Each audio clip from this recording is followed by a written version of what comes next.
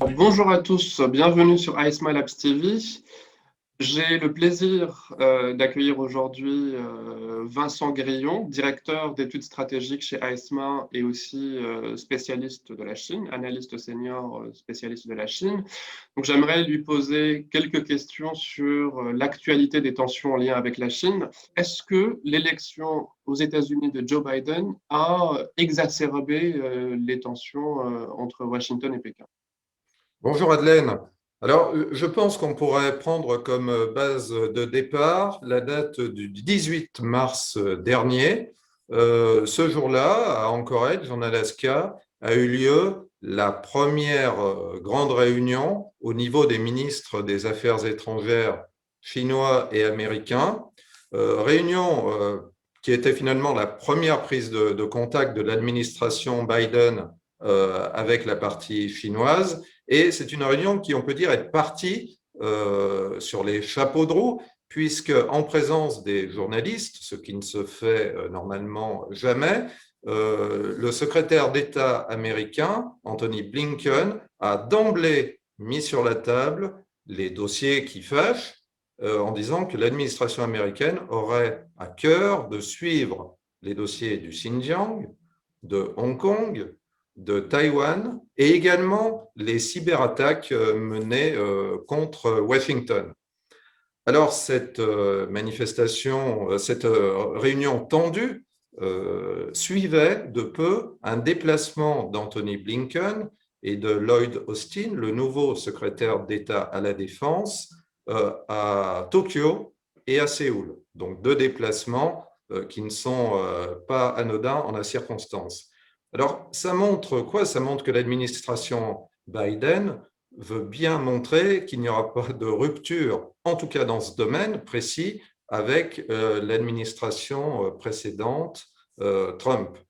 L'ancien président avait axé son action sur le commerce, l'économie, et la Biden rajoute finalement des briques plus politiques et stratégiques pour mettre la pression sur Pékin. Le but étant d'empêcher finalement la diffusion d'un contre-modèle qui ferait pièce aux démocraties occidentales, l'accélération ou l'augmentation des moyens sur d'information et de communication médiatique chinoise et de contrer aussi cette mise en place de cette diplomatie plus agressive, dite des loups guerriers, que les Chinois veulent mettre en place.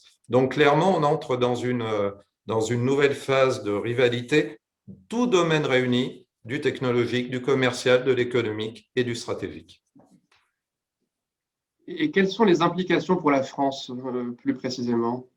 Alors, les implications sont réelles et encore tout récemment, au mois de mars, on a assisté à un regain de tension moins verbal entre la France et la Chine.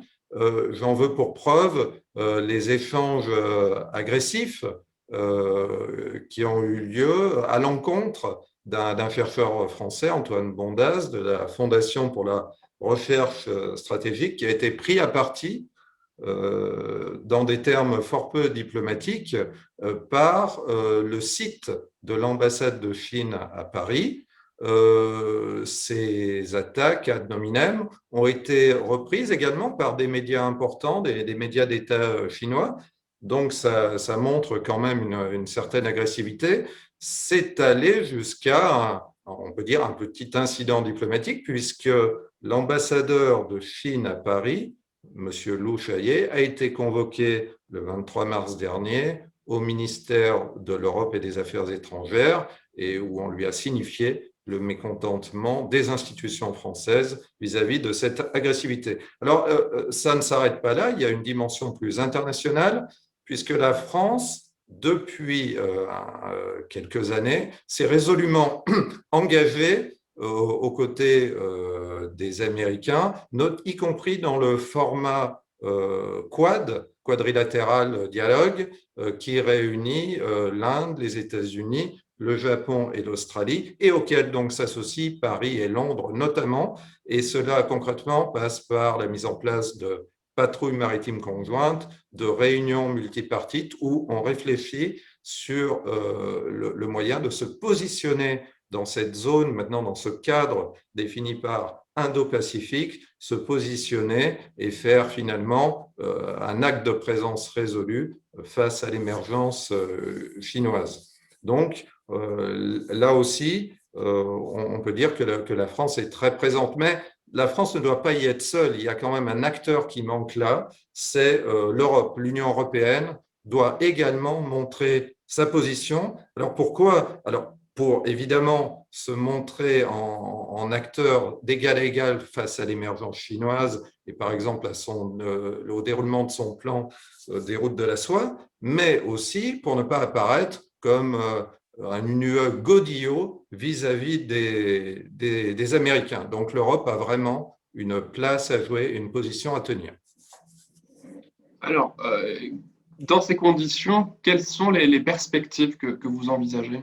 Alors les perspectives, elles passent par un constat qui n'est pas forcément favorable aux puissances occidentales, c'est que dans les 2 ou 3 dernières années, les crises ou les obstacles qui se sont dressés devant la Chine, Hong Kong, les sanctions financières, les affaires Huawei, les patrouilles en mer de Chine méridionale, n'ont pas semblé, dans les faits, freiner ou perturber le déroulé de la politique internationale chinoise, n'ont pas empêché la création d'accords économiques, y compris dans la zone asiatique, pour les Chinois.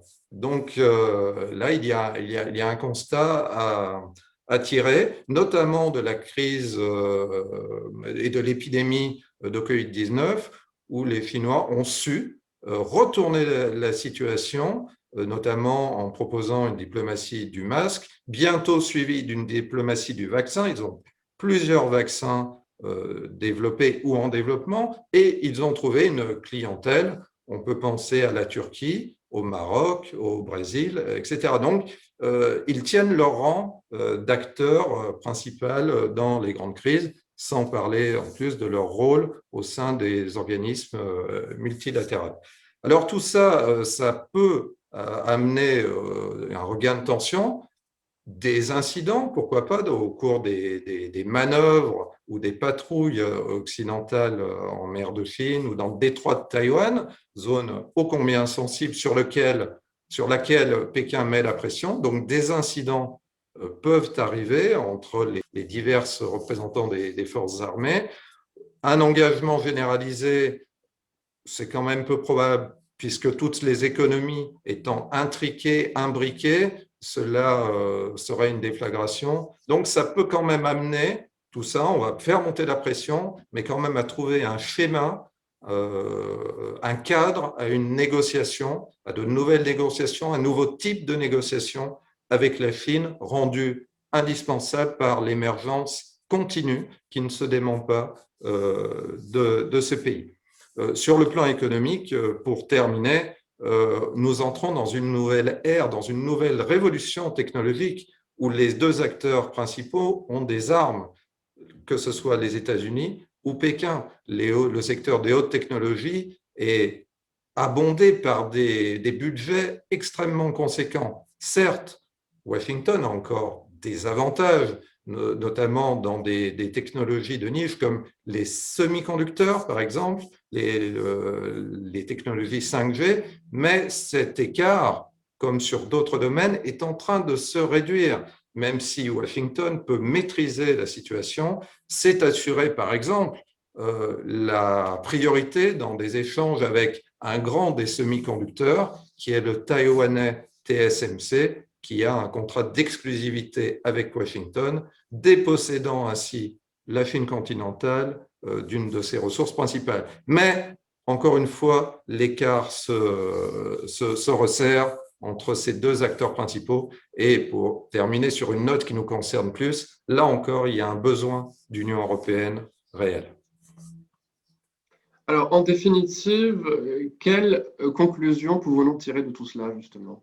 C'est une conclusion un peu en demi-teinte et je dirais d'un mot, que la Chine va rester encore pour un moment tout à la fois une opportunité commerciale. On n'imagine pas une relocalisation massive d'avoir industriel comme on l'avait vu au début de la crise Covid, même si pour certaines valeurs stratégiques, il faudra le faire, mais ça ne sera pas massif.